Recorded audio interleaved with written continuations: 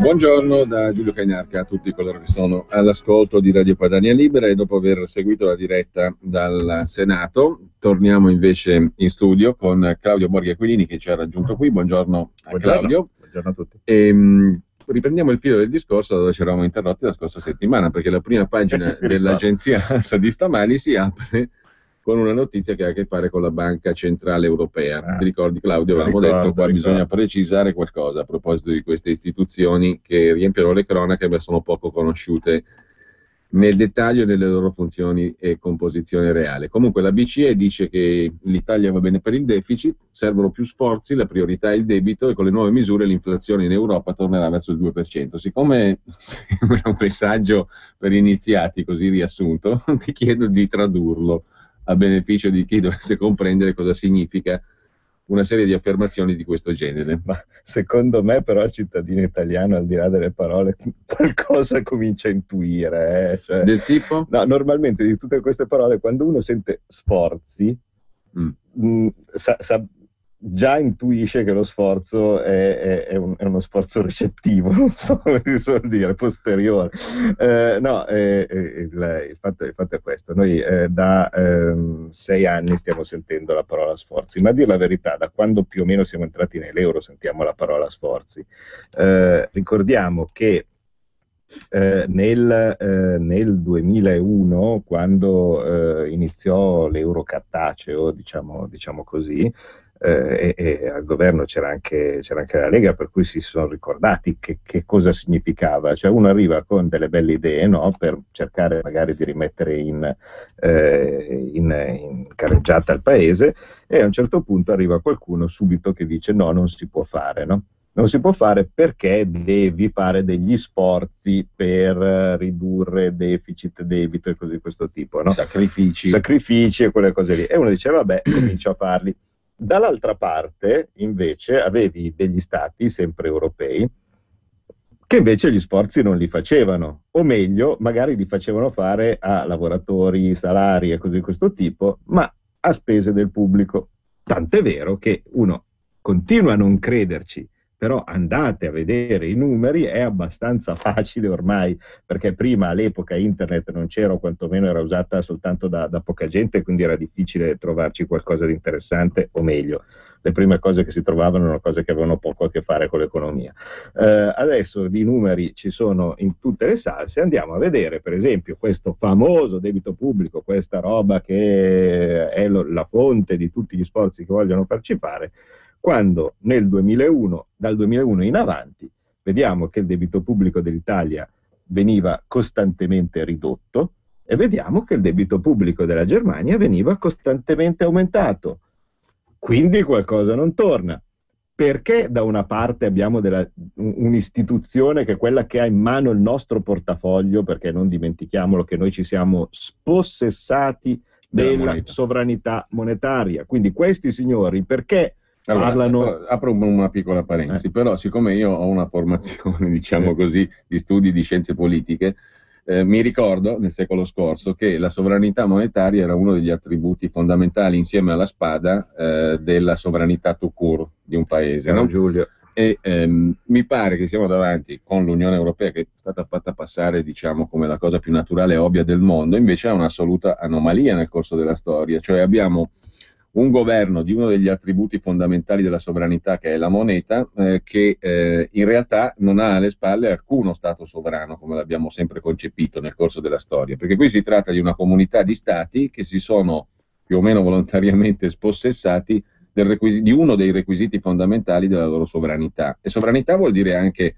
democrazia, perché uno va a votare perché crede che il suo paese sia governato secondo le regole che valgono per quella determinata comunità. Qua invece abbiamo portato, diciamo, verso l'alto un attributo fondamentalissimo della sovranità, senza, diciamo, ovviamente non è auspicabile da molti, non è auspicato da molti il superstato, però in realtà è un esperimento, credo, unico nel corso della storia. Non c'è in giro nel mondo neanche oggi un'altra aggregazione di stati fatta come l'Unione Europea e la BCE, o sbaglio? No, non sbagli. Poi, cioè, tu dici cose di buon senso.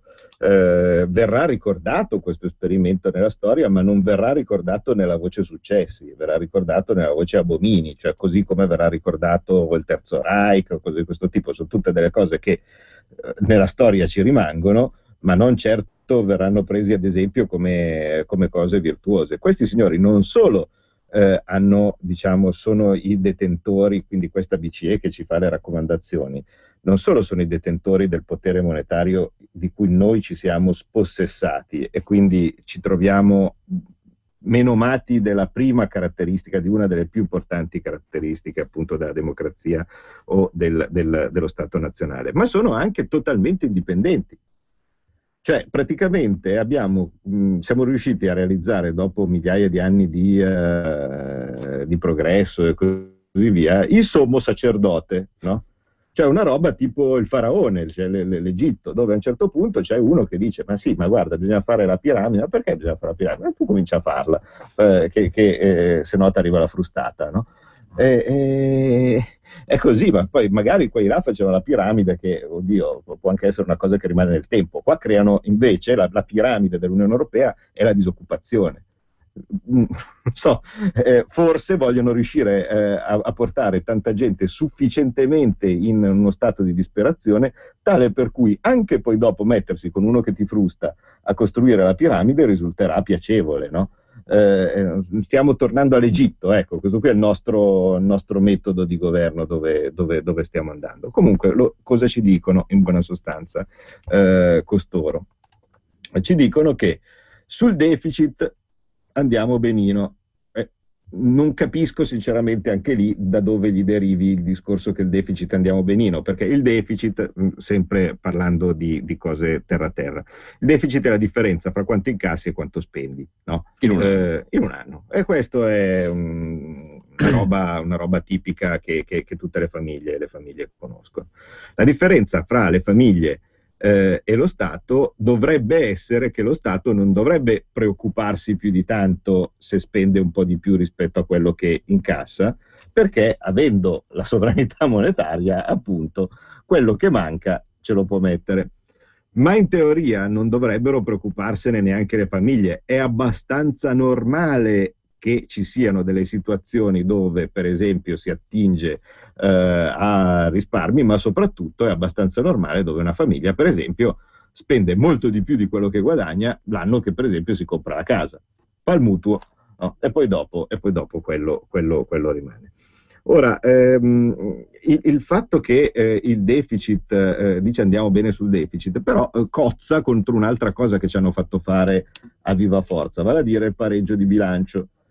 Quindi non è che se noi in questo momento abbiamo un 3% in più, che è quello della situazione attuale, fra le spese rispetto agli incassi, stiamo andando bene, perché in teoria per l'Europa non siamo ancora fuori, dovrebbe essere zero.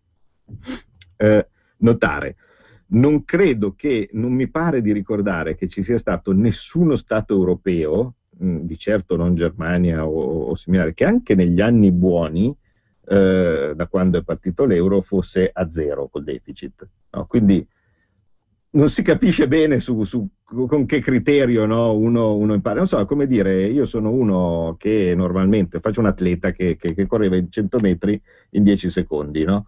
Ecco, mi impegno a correre in 7.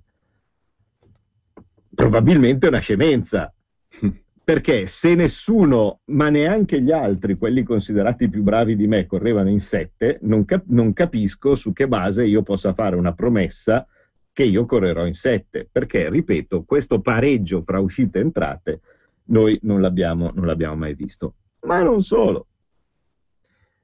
Non è che se lo Stato spende di meno, allora automaticamente io il deficit lo pareggio. Perché? Perché c'è una cosa purtroppo antipatica, vale a dire la spesa tante volte genera profitti. Non è che la spesa statale è io prendo dei soldi, faccio un falò, no? Li brucio, no? E via andare. Se anche li butto via, cioè nel senso nella maniera più stupida possibile, tipo per esempio pago il forestale, no? Ecco, il forestale poi dopo che ha finito di guardare gli scoiattoli, torna a casa e mangia un panino, no? Per mangiare un panino, una pizza o cose di questo tipo, per farlo va invece a aumentare, diciamo così, il fatturato del panettiere piuttosto che del macellaio, no? O cose di questo tipo, che se non ci fosse la spesa del forestale, questo avrebbero soldi in meno e quindi tasse in meno e quindi cose di questo tipo. In economia c'è questa roba che si chiama i moltiplicatori. Moltiplicatori cosa significa? Significa che a seconda delle diverse fasi dell'economia, una spesa o una tassa poi dopo produce dei risultati.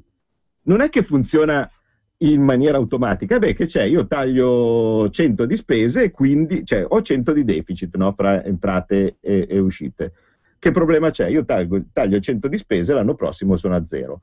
Tu provaci, l'anno prossimo vedrai che non sei a zero, l'anno prossimo vedrai che sei ancora in deficit, perché questi 100 che non hai speso si sono rivelati poi essere meno consumi, meno lavoro, meno tasse, cose di questo tipo, e alla fine c'è il gatto che si morde la coda. Allora, cosa succede? E qui comincio già a dare una delle anticipazioni, no, di cui faremo. Stiamo lavorando a una proposta politica economica che sia di buon senso e innovativa. Allora, Matteo Salvini ha già annunciato che ci sarà il 20 di luglio il congresso e ha detto che il congresso sarà da una parte per sistemare delle formalità, cioè vale a dire alcuni cambi dello statuto per ovviare a cose di questo tipo, ma vorrà, mentre gli altri già sono a prendersi delle belle bibite, no? Invece fare una proposta il leghista lavora, vorrà fare una proposta politica. All'interno di queste proposte politiche ci saranno delle idee, delle proposte per riuscire a fare qualcosa. E una di queste sicuramente riguarderà la spesa pubblica. Perché? Proprio per quello che abbiamo detto prima. Quindi significa che la spesa pubblica non deve essere considerata semplicemente come cattiva. La spesa pubblica è uno strumento tale per cui posso aiutare l'economia quando va male, oppure posso tagliarla anche pesantemente quando l'economia va bene per mettere fieno in cascina, no? Come si suol dire. Ma bisogna farla bene. E allora avremo delle idee che stiamo elaborando per evitare che la spesa pubblica vada al forestale, ma senza che venga tagliata e basta, come invece ci chiedono l'Europa, che poi dopo dà il risultato Monti. No, che poi oltretutto il taglio della spesa pubblica in un paese come l'Italia, tu hai fatto l'esempio del forestale, è una cosa particolarmente complicata e iniqua, certo. Perché essendo un paese dove le iniquità ci sono, è inutile negarlo, se tu fai un discorso di taglio della spesa pubblica rischi di colpire sempre i soliti noti. Ma certo, no? Ma certo, perché alla fine, no, tu cosa fai? Il forestale tanto non lo licenzi, no? Alla fine la spesa pubblica si tramuta in che cosa? Che il lombardo magari pagherà di più il ticket sanitario, che il lombardo avrà meno poliziotti per strada per essere protetto, che il veneto dopo cosa succede? Non solo non avrà il Mose perché gli fanno le creste, così di questo tipo, ma non avrà neanche il vaporetto per andare al lavoro, no? Che il piemontese sarà costretto a pagare di più l'autostrada, cioè alla fine questo è il taglio della spesa pubblica. Per fare però un intervento come quello al quale tu accennavi poco fa, bisogna tener conto anche di questo. Tu dicevi bisogna fare in modo che il forestale, diciamo, non sia... Sì, bisogna fare in modo, cioè, anticipo più o meno quello che abbiamo in mente, comunque poi dopo ovviamente ne discuteremo estesamente. La spesa pubblica deve servire a qualcosa, no? Non semplicemente a mettere in circolazione dei soldi.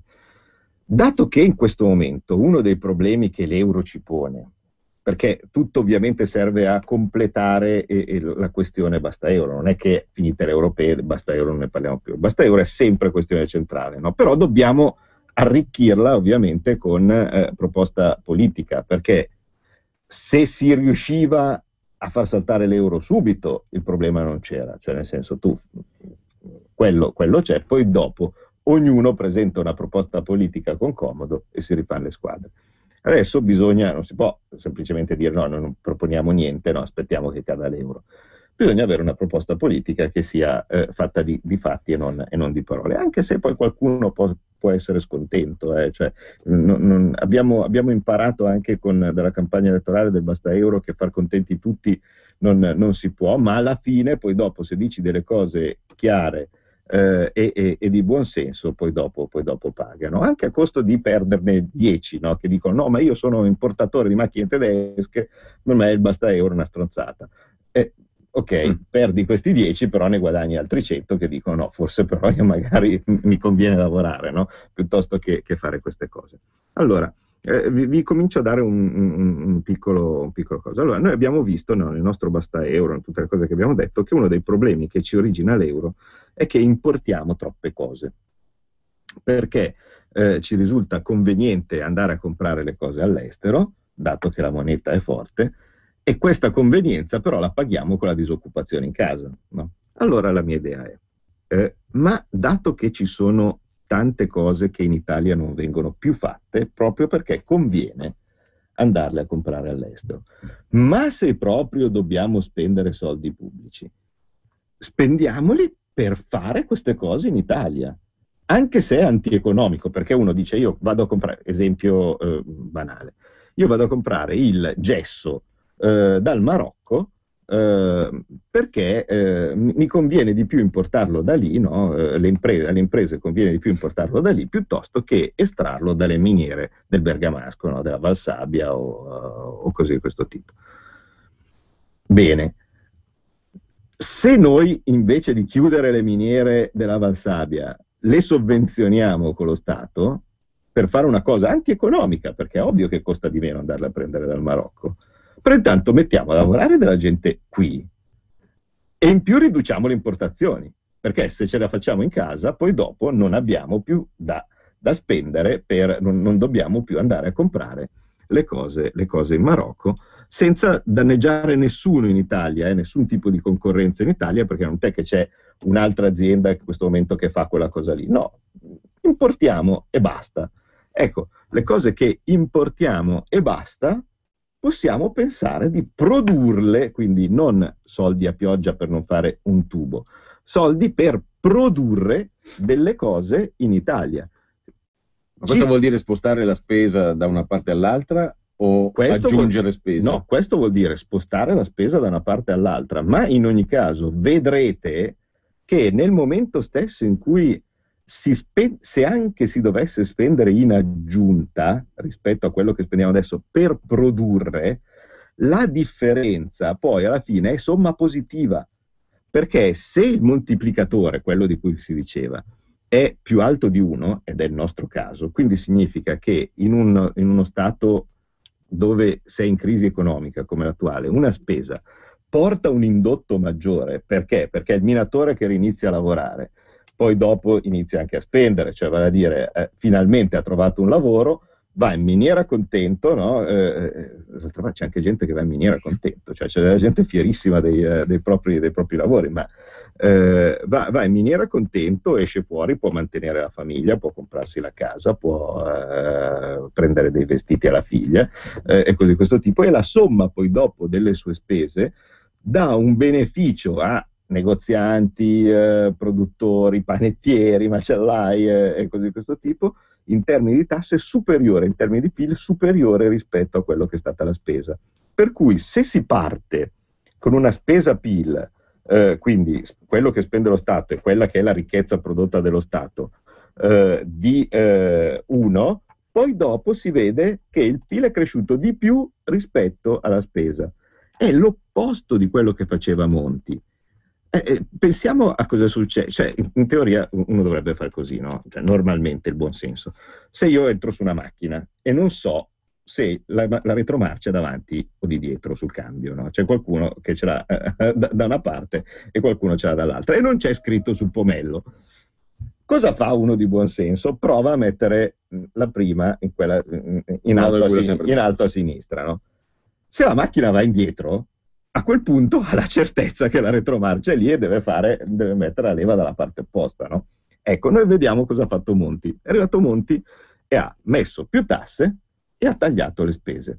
Il risultato cosa è stato? Che il deficit è sceso o che il debito è calato? No, il deficit è aumentato, la disoccupazione pure, e quindi il debito è passato da 120 a 130 del PIL.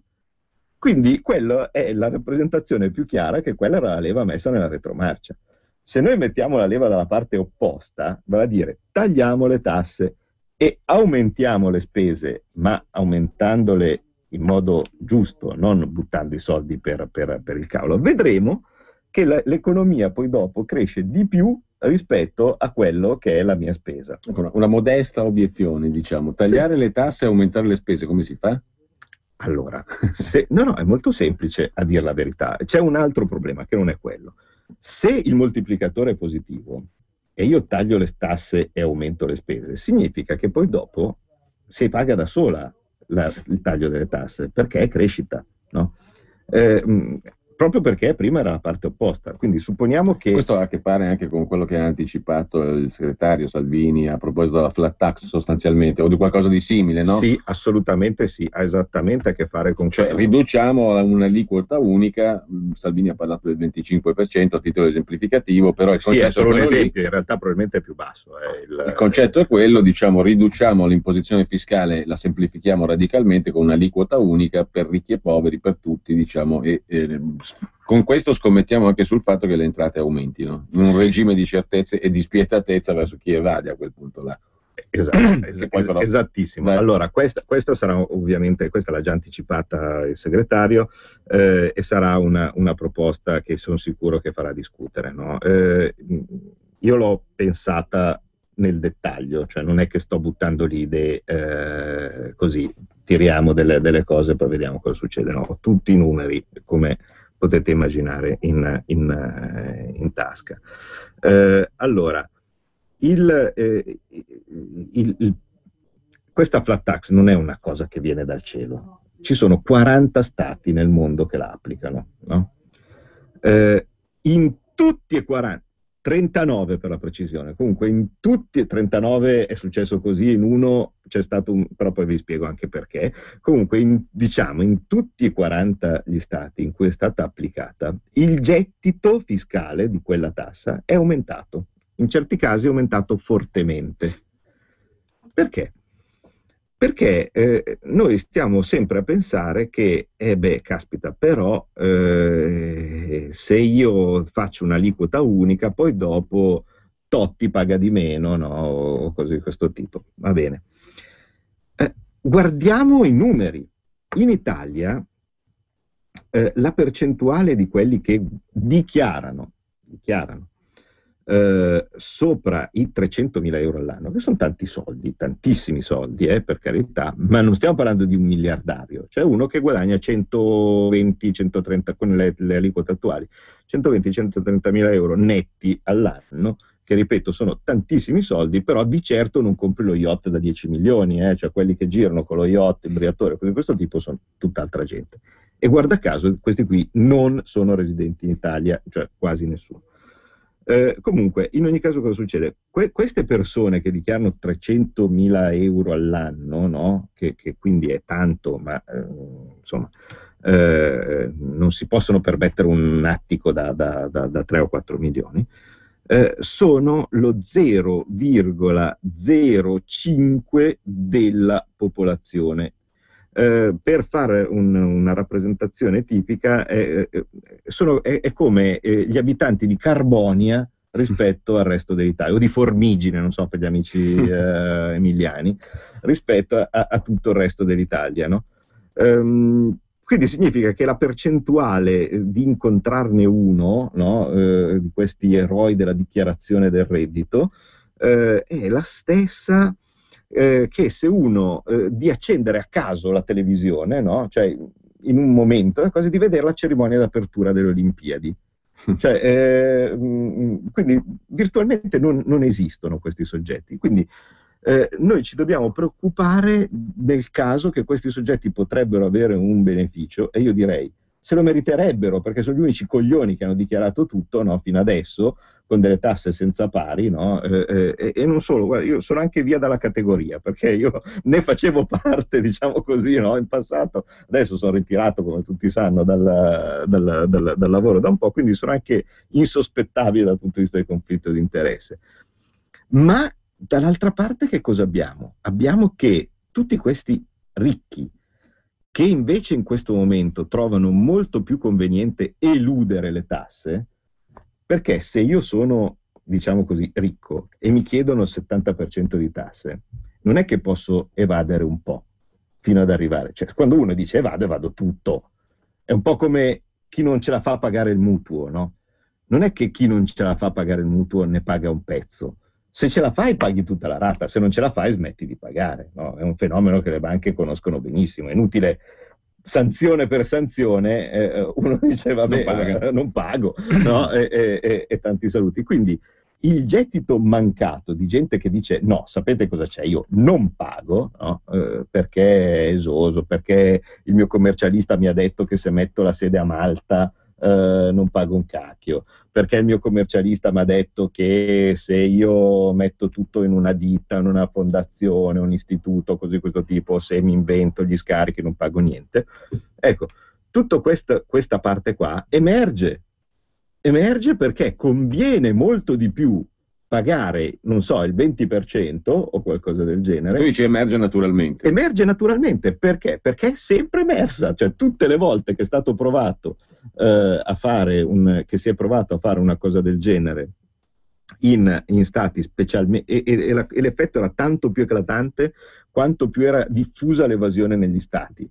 Per esempio abbiamo il caso della Russia. Cioè Putin ha fatto questa cosa qua, cioè la prima cosa che è arrivato ha detto flat tax 13%, pensate un po', alla cosa. Il gettito successivo... Quindi non stiamo parlando di paesi particolarmente virtuosi, fra virgolette. No, anzi, cioè meno il paese virtuoso, no?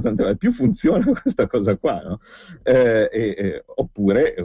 Poi abbiamo anche casi della Svizzera, cioè non è che la Svizzera ci sono tanti cantoni che la applicano, insomma.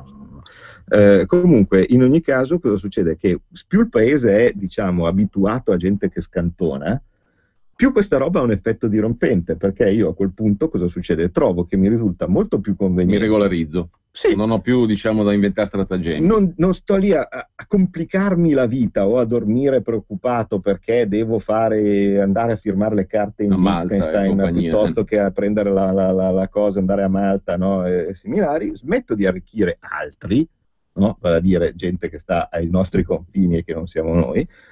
E a quel punto si è osservato in tutte le volte che è stata applicata poi dopo questa tassa che la quota di tasse pagata dai ricchi si moltiplica, che è esattamente quello che uno vorrebbe fare, quello che uno dice ma con questa cosa non viene fatta perché io faccio un regalo ai ricchi. No, io sono di mentalità pratica, a me interessa che il ricco paghi, perché se il ricco paga, poi dopo io povero ne ho solo benefici, perché non devono prendere e alzare il ticket a me per o l'autostrada o la benzina. Sì, o alla fine, diciamo, è un dato di fatto che in questi ultimi 10 anni in particolare e negli ultimi 3, 4, 5, poi da quando, diciamo così, sono arrivati i governi salvatori della patria, qui si è insistito in maniera omicida sui soliti noti, sulle persone che non possono sfuggire. Tante parole sul recupero dell'evasione e via dicendo, però da quel punto di vista non si è potuto fare nulla, o non si è voluto, o comunque non si può far nulla. Il discorso è banalissimo.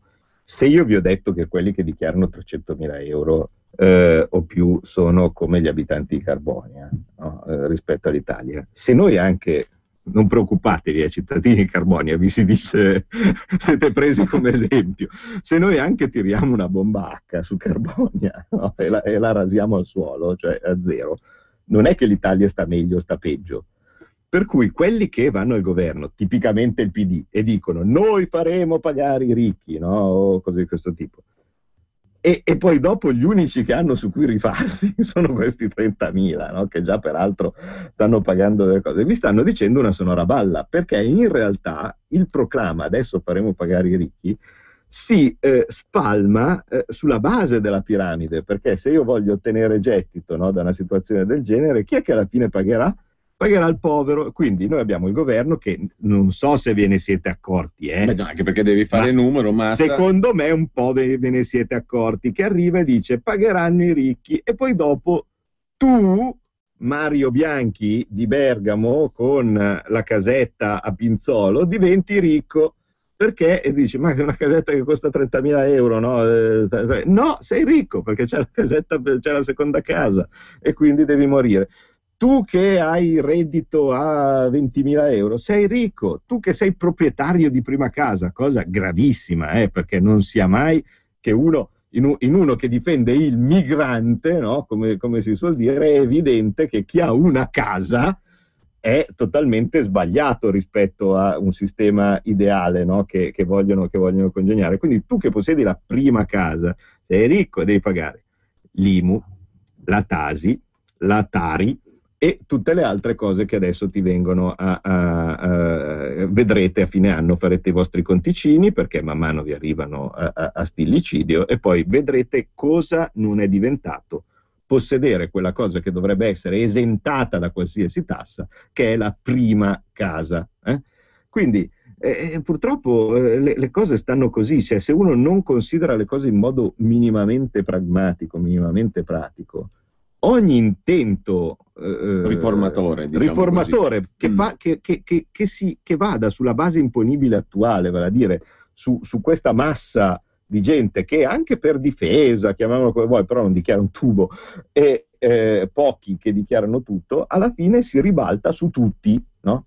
Invece, se noi congegniamo qualcosa di innovativo, è possibile che magari si possa costruire un mondo migliore. No, anche perché è un dato di fatto che qua destra, sinistra, centro, tecnici, salvatori della patria, alla fine il catalogo dei problemi è rimasto quello. Sempre. Le ricette sono rimaste fondamentalmente quelle, e con lievi varianti tra chi magari era più prudente nello stangare e chi invece è stato meno, si è posto meno limiti, però alla fine dal punto di vista pratico siamo sempre là. Sempre. Allora tu dici conviene, diciamo, uscire da quello schema lì. Proprio sparigliare, cioè chiunque gioca a scopa sa che continuando ad andare a fare il giro, poi dopo alla fine continuano a prendere gli altri, non so come dire, no?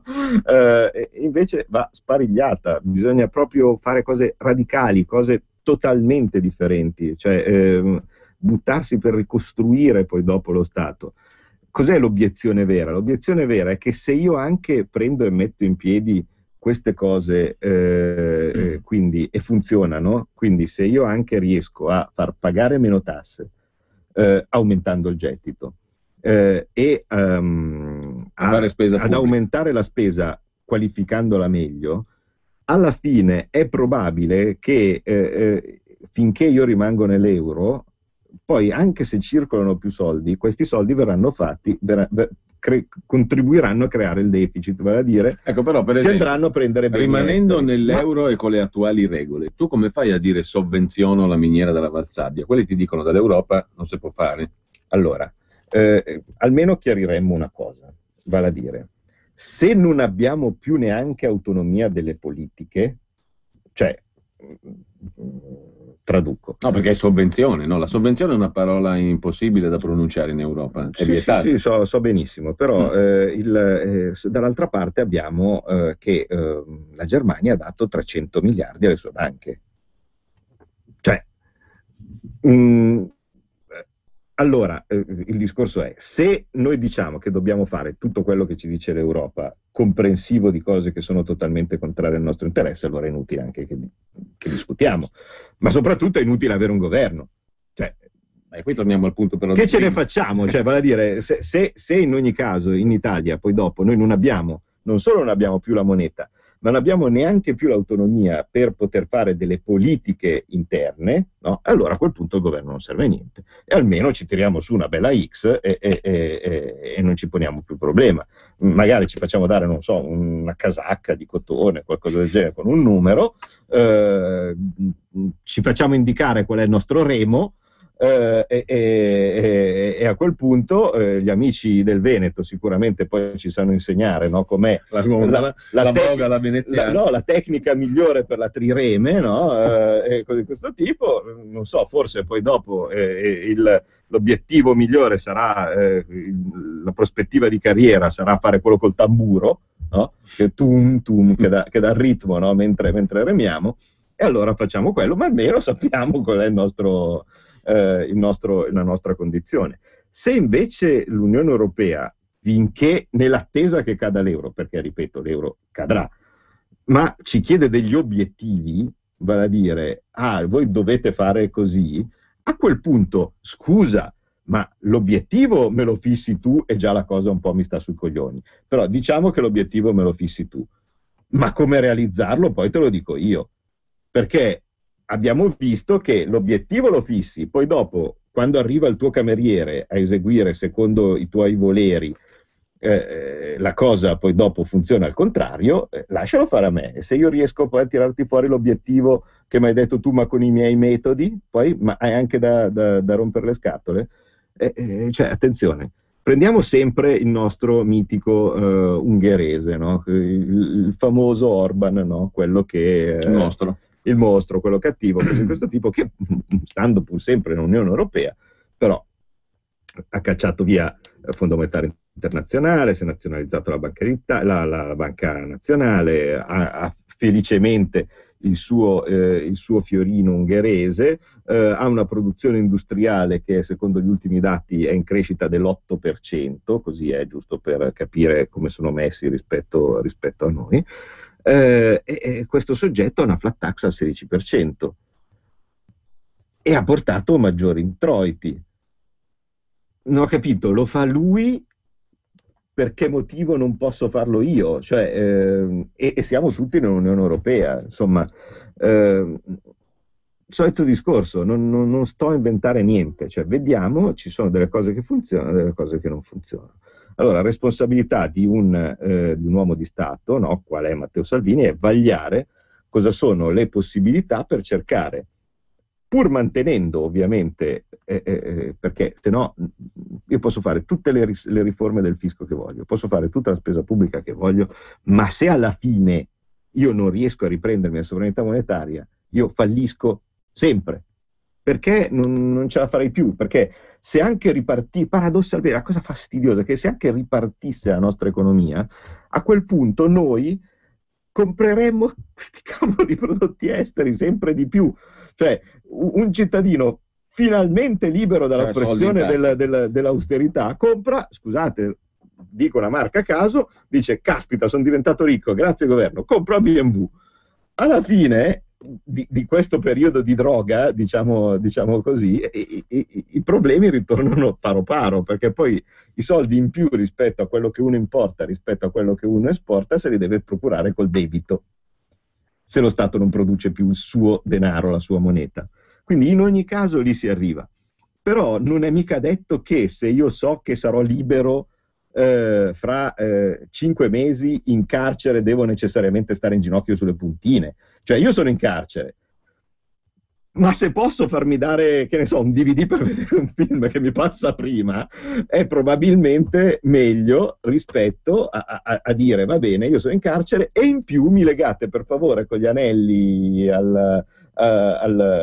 come si chiama, al soffitto e cortesemente mi frustate un pochettino, possibilmente dove mi fa più male, ecco, che gradisco. Insomma, se io ho a cuore il mio popolo, io non devo impogli delle inutili sofferenze, non devo vessarlo. E basti pensare, in questo momento la gente che si sta preparando a fare la dichiarazione dei redditi è vessata per fare il suo dovere. Perché? Perché è impossibile per uno normale compilare in modo decente una dichiarazione dei redditi. Allora cosa fa? La coda al CAF. Ora, lasciamo perdere chi ci guadagna da questa cosa, no? Vale a dire della coda al CAF, cioè lasciamo perdere a chi vanno poi dopo i soldi che vengono versati al CAF, che sono, innanzitutto sono sempre soldi e quindi è una specie di tassa, perché se io devo dare 50 euro al CAF, sono 50 euro in meno che io posso spendermi per comprare dei gelati adesso che fa freddo e darli a mio figlio. E dall'altra parte però il fatto che io devo stare un giorno in coda fuori dal CAF, ma non è una vessazione. Ma quanto vale un giorno della mia vita? Quindi in quest'ottica qua non si tratta tanto di semplificazione fiscale, ma di rivoluzione fiscale. Io devo fare in modo che il cittadino la dichiarazione dei redditi la faccia in 5 minuti. Ma 5 minuti? Che non ci siano tutte quelle cazzate, le detrazioni, cioè, sulla giungla fiscale che c'è adesso ci tiriamo sopra una bella croce. Una bella diciamo croce. Da domani il sistema è questo qui. Un diverso mondo. Entrate, tassa, basta. Ci sarà anche modo della contabilità pubblica, perché oggi leggere un bilancio dello Stato è un'operazione totale, ma anche semplificazione dei controlli, becchi subito chi sgarra. Perché se a me arriva una dichiarazione dei redditi come fai così, a beccare chi sgarra, raga? Molto semplice, perché nel momento stesso in cui non esiste più tutta la detrazione, guida, scontrini, cose per motori a bassa efficienza, robe deducibili in 10 anni, diverse. Beh, a quel punto anche chi va a fare i controlli lo vede subito. Cioè, cosa sono stati i redditi? Questa è la percentuale che dovevi pagare, l'hai pagata? Sì, no, punto, finito anche il controllo. Ma non solo, adesso non voglio andare nei dettagli, più di tanto nei dettagli, ma si riuscirà in un botto anche a inserire direttamente il quoziente familiare. Perché? Perché in abbinamento con la flat tax ci sarà sempre una fascia di esenzione. Facciamo un esempio, metto dei numeri a caso, ma è che sono troppo distanti dal vero. Diciamo che se io faccio pagare il 20%, no, di tassa, no, flat, uguale per tutti, e ci sono 2.500 euro di area di esenzione, la tassa viene pagata su nucleo familiare. Quindi significa che io, molto semplicemente, se sono un padre, una famiglia dove c'è padre, madre più 2 figli, ho 2.500 euro di esenzione a persona. Per 4 fa 10.000 euro. Quindi immaginiamo che io incasso 30.000 euro di stipendi globalmente, 20.000 io e 10.000 mia moglie, no? Ecco, 30.000 euro è il mio stipendio, 10.000 è la mia esenzione perché siamo in 4. Quindi significa che sono 20.000 euro, no? La mia base imponibile. Su questa io ci pago il 20%, totale 4.000 euro. Basta. Finita la dichiarazione dei redditi, finito anche il nucleo familiare e tutto a posto. 4.000 euro di tasse e io sono a posto. Bollettino e via. Finita. Questo vale anche per le imprese, analogo, meccanismo analogo. Per le imprese ovviamente è un minimo più complesso, certo, perché bisogna fare la riduzione delle spese, no? Ovviamente, ma il concetto poi dopo sarà anche quello. Assolutamente sì. E così facendo vedrete che poi l'aliquota effettiva, no? Cioè vale a dire questo 4.000 euro di pagamento su 30.000 euro di reddito, alla fine l'aliquota effettiva diventa molto più bassa anche rispetto al 20%, no? che è l'aliquota di base, perché c'è la soglia di esenzione. Il disoccupato non paga nulla, come è giusto che sia. Chi fa un mini lavoretto, no? Cioè io alla fine ho fatto la babysitter o chi per esso e ho guadagnato 1.000 euro, non sto lì a pensare di dover fare la dichiarazione dei redditi o qualsiasi cavolata, sta dentro la soglia di esenzione, 2.500 euro, stop, no? Per cui alla fine io ho guadagnato tempo, pago di meno, non devo tenermi tonnellate di documentazione perché tutte quelle schifezze lì, la detrazione della medicina che poi dopo mi devo tenere per 5 anni, ma mi dicono che però poi dopo non me la tengono valida la volta che mi fanno il controllo perché hai comprato un cerotto che non era marchiato CE. Cioè queste cose totalmente assurde, basta, via, spariscono. Passo indietro, tu hai fatto prima l'esempio del gesso del Marocco, no? Sì. E l'aglio cinese che vendono nel supermercato? Ecco, vabbè, l'aglio cinese che vendono nel supermercato, lì purtroppo ho un simpatico problema, vale a dire, se io prendo e metto su una coltivazione statale di aglio, no? Il fatto è che questa coltivazione statale di aglio poi dopo danneggia il contadino italiano che si ostina a produrlo, ecco, mettiamola così. Quindi se devo andare mirato, cioè, al massimo dovrò cercare con le risorse che ottengo di sgravare poi dopo le nostre produzioni che sono a rischio concorrenza sleale rispetto ad altri perché diventino competitive. Questo senza dubbio. Dall'altra parte però la prima cosa che io devo mettere a produrre, diciamo così, con spesa statale è una roba che in Italia non viene fatta, perché sennò appunto rischio di danneggiare chi invece la produce normalmente, insomma. Però è evidente che non posso permettere che ci siano delle storture così enormi come, non lo so, il fatto che butto via le mie arance per far arrivare quelle del Marocco. Guarda un po' questo simpatico SMS.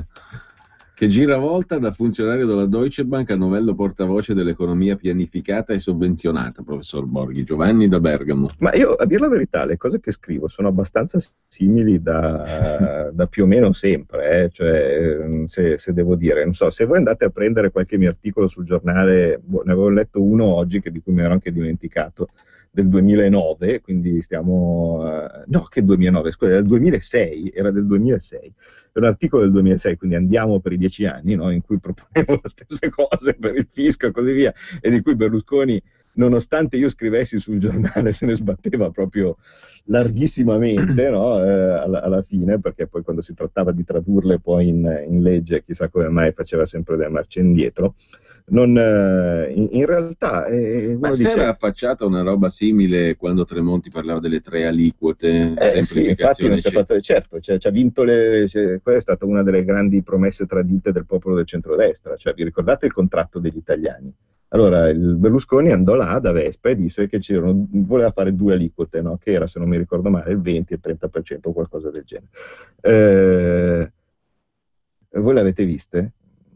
Io no, cioè in quel caso fu una delle prime, la prima di una lunga serie di promesse tradite da parte del centrodestra, cioè vale a dire ricevi un voto da parte del cittadino che ti ha visto fra tante promesse che facevi, ma in realtà il contratto con gli italiani famigerato erano pochi punti, questa era sicuramente quella più naturale. Uno, diciamo, che c'è, no? Arriva e la fa, anche se all'epoca c'è già subito qualcuno che ti tira per la giacchetta dicendo ma no, ma l'Europa non vuole cose di questo tipo. Sì, probabilmente c'erano anche meno condizionamenti di adesso. E fra l'altro c'erano meno impaludati di oggi. La fai e poi ne subisci o poi ne prendi meriti se funziona, o ne subisci le conseguenze nel caso in cui non funziona. Invece no, si è cominciato la lunghissima serie delle promesse non mantenute. In questo caso quello che si sta cercando di fare con Salvini, e anche qui penso che gli elettori o gli italiani abbiano notato la differenza, è chiarezza, e quello che si dice si fa. Cioè, in campagna elettorale sulle europee si è detto che noi avremmo fatto il gruppo con la Le Pen. Facciamo il gruppo con la Le Pen. Qualcuno non è d'accordo, non ci vota, ma quello che invece noi proponiamo lo facciamo. Non è come il 5 Stelle che dice votatemi e poi dopo come si chiama? E poi dopo fanno gli accordi con Farage, con questo, con quest'altro, no? Così, scusate, ho peccato, io gesticolo. Non so, scusate se avete sentito il botto, ma ho preso il microfono con la mano. Se facciamo subito dopo, dateci il voto e poi vedremo. No, si dicono le cose, se la gente è d'accordo ci vota, se non è d'accordo non ci vota, ma quello che si dice si fa. E quindi quello che si sta cercando di portare dentro di novità con Salvini nella politica italiana è una cosa strana, vale a dire delle cose semplici, delle cose di buon senso, delle cose su cui si può essere d'accordo o contrario, per carità, nessuno può essere ovviamente sempre d'accordo su tutto, perché se no, ma che poi dopo si fanno o che si vanno avanti a proporre. Sembra così di dire delle cose strane, ma in realtà no, sono strane perché non sono state mai fatte. Questo tipo di azione non c'è mai stata nella politica. E comunque, italiana. Però, in ogni caso, poi, al gentile ascoltatore, no, che dice da funzionario della Deutsche Bank a novello pianificatore, così, ricordo che la Germania pianifica e sovvenziona. Quindi la Germania, che è principale dante causa della Deutsche Bank, dove lavoravo io, ripeto, io sono ritirato dal 2008, per cui del resto adesso ormai stiamo andando su ere geologiche, no, da quando lavoravo, ma io ho lavorato in Deutsche Bank in Italia, no? Ho sempre cercato di fare bene l'interesse del paese. La Deutsche Bank credo che sia stata coinvolta in tutte le indagini possibili, no? perché ne hanno fatte più di Bertoldo, dai derivati del comune di Milano a cose. Cioè, ogni volta che c'era un qualche male, i furbetti del quartiere, cioè ogni volta che c'era qualche malaffare a diverso titolo la Deutsche Bank era dentro. La mia sezione, quella che dirigevo io, non ha mai ricevuto neanche una multa nonostante abbia avuto 1000 controlli, non ha mai ricevuto neanche una multa perché c'era parcheggiato fuori il camioncino in divieto di sosta, no? Quindi io del mio periodo in Deutsche Bank non rinnego niente, se non quello di non aver capito tante cose dal punto di vista dell'euro e in generale di come stava andando l'Europa, perché ero troppo, come lo ricordo sempre, ero troppo occupato sul lavoro specialistico e quindi niente. Allora Claudio, qua sono le 12.03, noi ci dobbiamo salutare, però credo che oggi abbiamo messo in campo una serie di questioni delle quali ci occuperemo a fondo nelle prossime settimane, già magari a partire dalla prossima, se riusciamo a rivederci qui in radio, perché immagino che ci siano tante domande da parte di chi ci ha seguito. Oggi senza dubbio abbiamo sacrificato un po',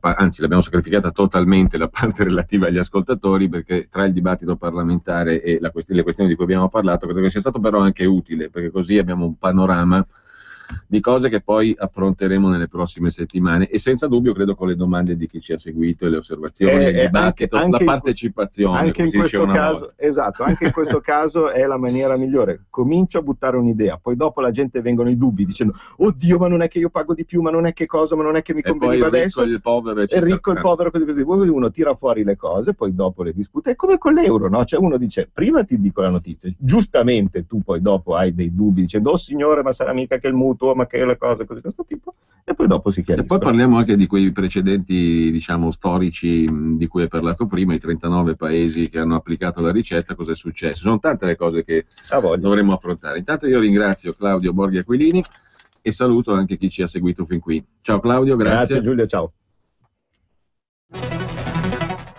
Quando